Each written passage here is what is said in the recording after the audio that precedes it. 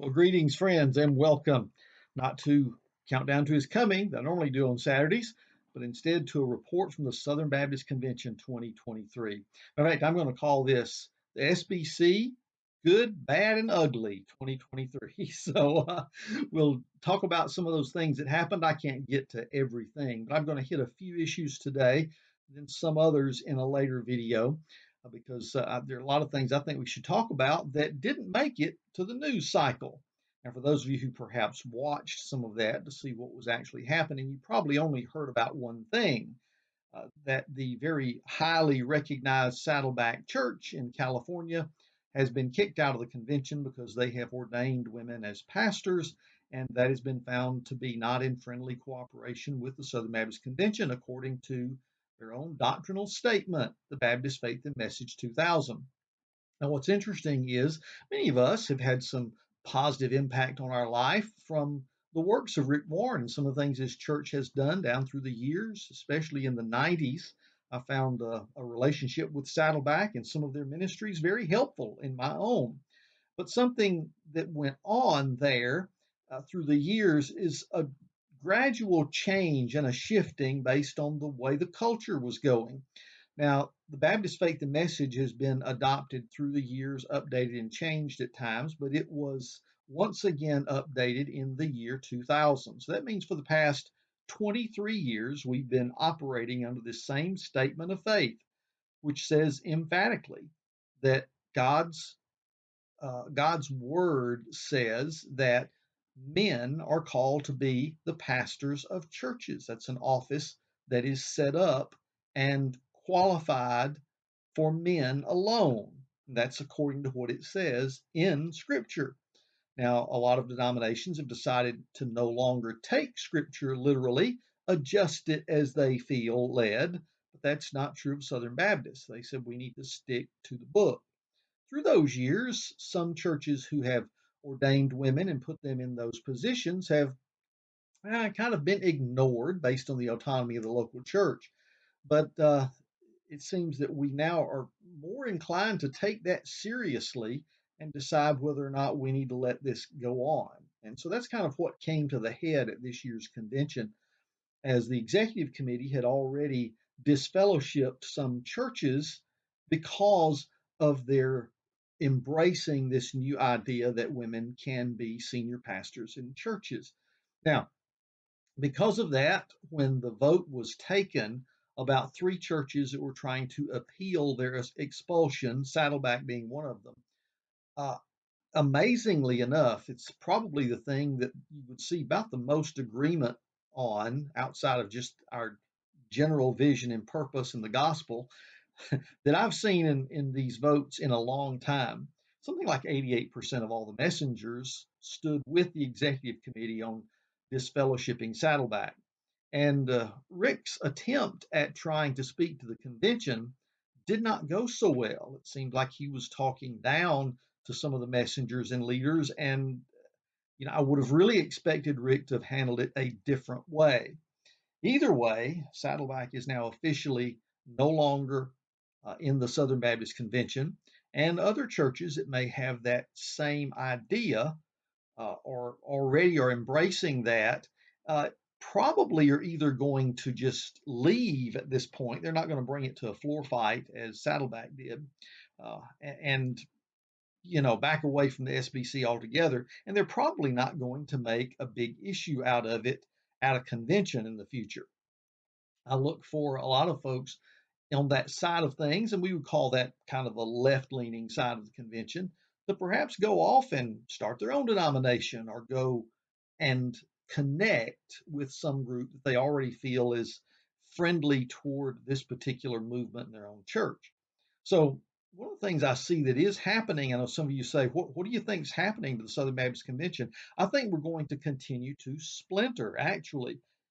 Yes, we're going to continue to grow in some areas. We're going to church plant. We're going to see some positive things happening. But on the other side, we're going to have some splintering, and some would say this is quite necessary.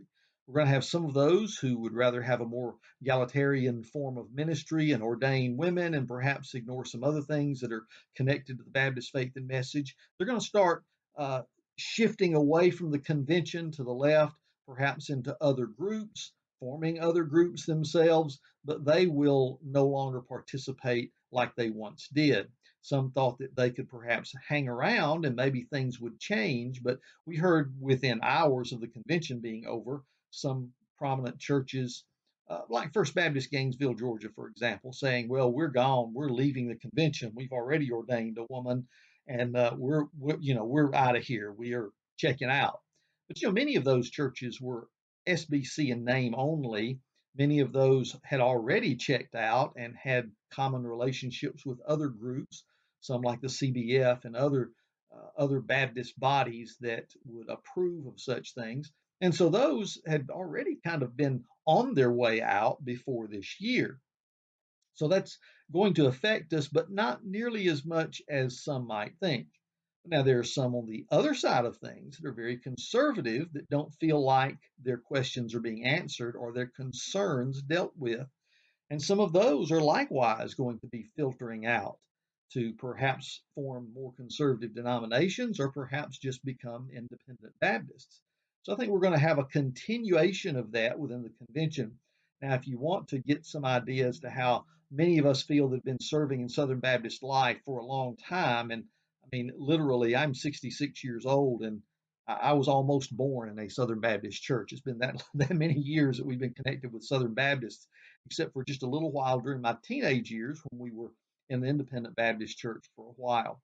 But in those times, listen, I don't think we've ever seen anything quite like these days, in which we can say Baptists as a whole are beginning to face some new realities unlike anything they've ever seen before. Number one, we're not going to see a consistent growth of the Southern Baptist Convention like we used to have, because as we may grow in some areas, some of these other churches are going to be disappearing out the back door. So many coming in the front door and so many going out the back. And that's fine. Some folks say that we need to have a reshuffling so that folks who actually a little bit closer to each other within a tent will get together. You can only make that tent so wide before some people far on the right and far on the left no longer agree with each other. Now, what's that going to do to Baptist associations? Now, hang on, folks. Here's where I am as an associational director of missions or associational mission strategist going to be facing some interesting times. We're going to have to start talking to our churches who are recognizing that it's a new day.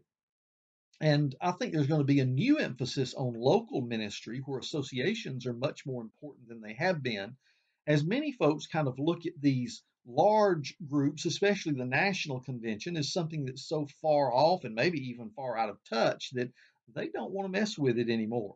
And they'd rather focus on their local relationships. I think we're going to have some Baptist associations that may have some churches that exist over on that left fringe. They're going to try to convince those churches to, hey, look, if you can't have a relationship with the SBC, that's fine, but you can still have a relationship with these other local churches that want to connect with you on this level. And I think that's perhaps coming. I know it's coming on the right side because we've got some churches who have even been threatened with expulsion because they no longer give the cooperative program. There were some things they did not like about it and about some of the things that were being supported through it. And although they're still Southern Baptists, they want to give to, for example, the International Mission Board, North American Mission Board, or some specific projects like disaster relief. They don't want to give to the CP anymore. In our own state, in North Carolina, we've actually been sending letters to some of those churches, and I really question the wisdom of this, friends. They've been sending letters to some churches saying you're going to be expelled from the North Carolina Baptist Convention if you don't start giving to the cooperative program, the CP. Well, what are those churches going to do? You think they're just going to say, "Oh, I'm so sorry. Let us write you a check today." No, that's not what they're going to do. What they're going to do is either write you a token check for $1 to say they've done it, to say, "Get off my back," or they're just going to say, "Well, you don't want us, bye, see you later." There are lots of things we can do in mission work, and we don't need you. We don't have to be connected with you. So I think we're going to be losing some churches on both the left and the right. And in some of those cases, you're going to have associations that perhaps if they have more of these conservative churches that somehow are getting kicked out of their own state conventions or national conventions, who may want to relate to their local friends, their local ministers' conference, and their local association, but don't want to have anything to do with their state convention and national convention again. So there'll be some interesting discussions coming up in the future days about that. But in the meantime, I want to encourage you, as I think you will find in several videos online, there's some of those who are talking about here's why you should stay in the convention. Here's what's good about it, and why we don't need to throw away everything we've built over these couple hundred years. We need to solidify what's here because we've got to stand up against the world. We've got to be the group that waves the flag of the gospel in the face of all the apostasy that's all around us. We don't do that very well when we become lone rangers and get off by ourselves and are hardly able to be found, much less have a voice. Now, because of that, I think many of us have been expecting our convention to have a much louder and profound voice with all the things going on in our world, especially in our country these days. But it seems like we've been so tied up with some of these other things, our voice is not being heard. Well, that's where I want to get to the good, the bad, and the ugly from the convention. I know I've been 10 minutes in this thing already, but hey, listen up. I want to give you a short version of some of the things that took place. First of all, when we had the report from our own North American Mission Board, my friend Tim Dowdy, actually vice president of evangelism and North American Mission Board, got up to give us the crossover report. Here's something you won't hear on the NBC Nightly News. We had some 12,180 people participate in crossover. 3,487 gospel presentations were made, and 336 professions of faith were made. My goodness, just in that weekend in New Orleans, 336 people gave their lives to Christ just because of some of the messengers there who decided to go out and share. That's tremendous. In fact, I can remember when Sue and I, many, many years ago, came to one of the very first crossover events. I preached at a church out in Sorrento, Louisiana, and we were part of a crossover that led many people to Christ at that time. I was privileged to be able to do evangelism training for that church. So, wow, that's some good stuff going on, but you'll not be hearing about that for most of the folks that are blogging and posting. Secondly, we talked about the send relief efforts that were going on, and Bryant Wright got up and talked about some of those and just connected how much we are doing in the world is now North American Mission Board and International Mission Board are working together. They used to seem to be almost in competition. Now they're getting a lot more done, I think. And that's a positive thing for the convention. Paul Chitwood, the president of International Mission Board, gave an impassioned plea for supporting missionaries and working with Send Relief, and then kind of stood up and led in one of the most beautiful things we ever do during a convention. He led us in the sending celebration of some 79 new missionaries. And that was such a powerful, powerful event. And to me, the probably the pinnacle event of the entire convention was when, after commissioning these missionaries, or as a part of that commissioning service, we actually had praise and worship with on the screen behind the leaders the pictures of a number of our missionaries. Couldn't show all of them, but we had a missionary choir via Zoom to sing with us as we, the worship leaders on stage, and those missionaries all sang Wherever He Leads, I'll Go. I tell you what, there was hardly a dry eye in the house when that was going on. So a lot of good positive things going on there. James Chessman did a good job of leading in that particular time as music director. And, we had an awful lot of great worship times. The pastors conference was so powerful, great worship and leadership in every one of those sessions. And it really felt like you were at home in church for many of those times. And we were fed. We got and what I mean by fed spiritually. Fighting for something to eat in other places was a big challenge at New Orleans. But we were fed spiritually. We grew. We grew not only in fellowship with one another, but then we had some good times just kind of relating in what was happening there. So I think a lot of that spiritual growth that happened was taking place in some of the sessions.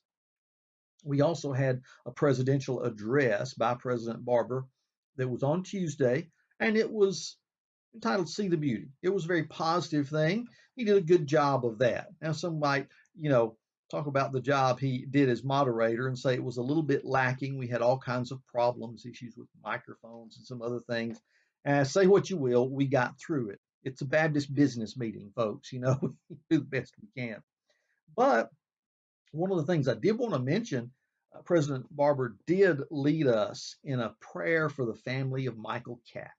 Some of you may have heard that he passed away this week, and you may not even know who I'm talking about. Michael Catt, the longtime pastor of Sherwood Baptist Church in Albany. I had a chance to be acquainted with him quite a lot, especially when I was at Perimeter in Valdosta.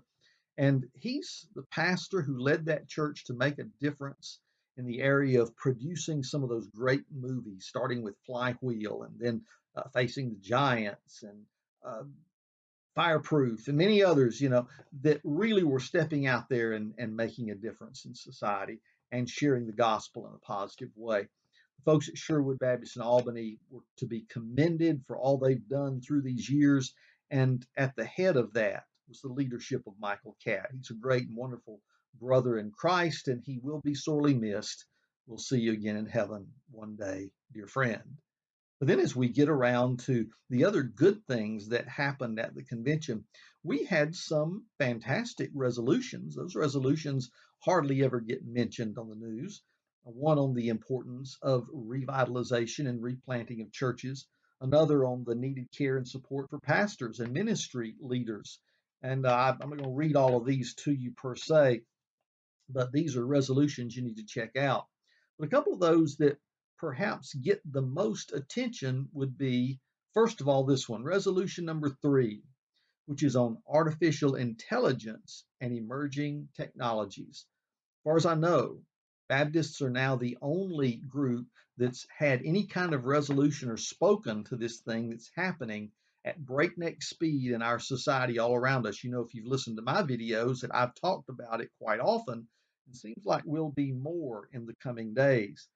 In the resolved section, I'm going to read the whole resolution. In the resolved section of it, it says, resolve that the messengers of the SBC meeting in New Orleans, Louisiana, acknowledge the powerful nature of AI and other emerging technologies, desiring to engage them from a place of eschatological hope rather than uncritical embrace or fearful rejection.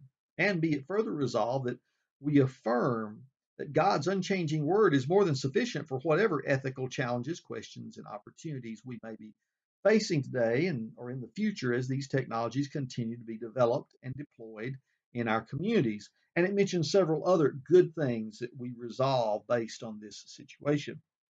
But at the end, it begins to really set out some things we needed to say. That we encourage all who employ these tools to do so in honest, transparent, and Christ like ways that focus on loving God and loving our neighbor as ourselves, never seeking to willfully deceive others or take advantage of them for unjust gain or the accumulation of power. And be it finally resolved that we confess that God alone has the power to create life, that God, in his own time and his own way, will bring the world to its appropriate end, and that no innovation or emerging technology will ever be able to usurp the sovereignty and the power of God. They also, as a part of this resolution, encouraged our legislative leaders to look out for the things that need to be put in place to regulate it so it doesn't get out of hand, and some other things that were said about it. I appreciate our convention addressing this issue of AI, and I particularly want to say that it was even this week that we started seeing some things happen in regard to AI. Nick Jones, for example, put out a video that you can find on YouTube where he asked ChatGPT to write a sermon from the book of Revelation about the dangers of artificial intelligence. When he came back and gave that sermon, now he gave it in pieces and then talked about each part, I was totally amazed. My friends, you could take that sermon. I would challenge some of you pastors to try this. Get the transcript of that 5-point message and don't tell your people where it comes from yet. Get up and say, hey, I want to give you a brief message here on the dangers of AI, and then tell you a secret at the end. Read it verbatim. Just share it. Listen to the amens and the folks that clap at the end as you have dealt with a sensitive subject, and they will see that you did it biblically, and they will agree with just about everything said. I said of this particular message, if it had been presented with that as the assignment in a homiletics class, it would have gotten an A. And then tell your congregation, by the way, I didn't write that. Artificial intelligence did. And watch the jaws drop. Friends, this is where we are. It's advancing rapidly, and AI will even tell you what its strategy and its plan is, and it'll tell you how dangerous it can be. Something else took place this week that is really scary is someone presented the idea that artificial intelligence is going to not adjust our Bible or edit our Bible, it's going to write for us a new Bible. Yes, it will take over and be the religious head of what sounds like a one world government and a one world religion. And AI will write this Bible that should be appropriate for everybody to follow. And we can do away with all these old superstitious books that we've had. Well, I've got news for you, friend. We already have God's perfect word already given to us. Anything artificial intelligence puts together is really going to be based on who has programmed it. And that's the scary thought, because we see the hand of people and powers other than God in all of this working around AI. So I was really glad that our convention decided to deal with that this week. I'm going to stop right there because I wanted to keep these inside of 22, 23 minutes. But I'm going to tell you some more of the good, the bad, and the ugly that happened at the Southern Baptist Convention this past week in the next video. So God bless you, each and every one. Worship somewhere with God's people this week. Grow stronger in Him and allow the Lord to lead, guide, and direct you in everything. God bless you.